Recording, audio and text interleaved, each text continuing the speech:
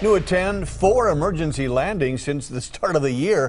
2013 certainly not been kind to Milwaukee's 128th Air Refueling Wing, but the Air National Guard insists its planes are safe. And to prove that, they gave Steve Shamraz a look at how they keep their planes in the air.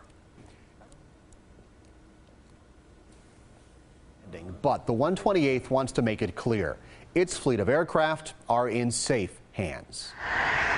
When one of the Air Force's flying tankers has a problem in mid-flight.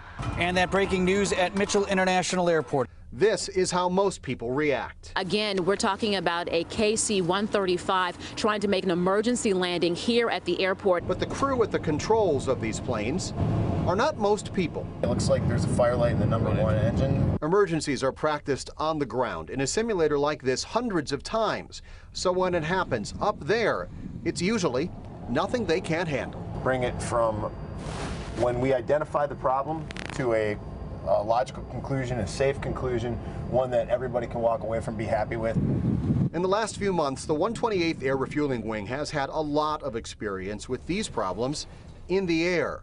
4 in-flight emergencies since the year began. We don't take it lightly. Captain John Capra invited us for a unique look at the 128th's aircraft to show us how the unit handles even minor malfunctions. We spend a lot of time doing an investigation on it, making sure that we troubleshoot it and find out exactly what went wrong. For example, one of their jets made an emergency landing in Indiana 2 weeks ago. So mechanics pulled the plane apart until they found the one tiny, faulty piece. It was just a small $2 O-ring that failed on that aircraft. So. And where was that on the aircraft? This is called the crossover valve and hydraulic system. We also got to see that maintenance process in action.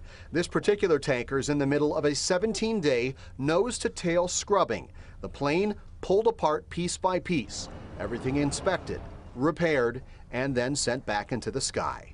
This is an extreme example of take care of what you got. These aircraft are at a minimum 50 years old, and they don't make them anymore. So if the Air Force wants to keep them flying, they need to maintain them meticulously. Checking every little piece means these planes should continue to be airworthy for another 27 years.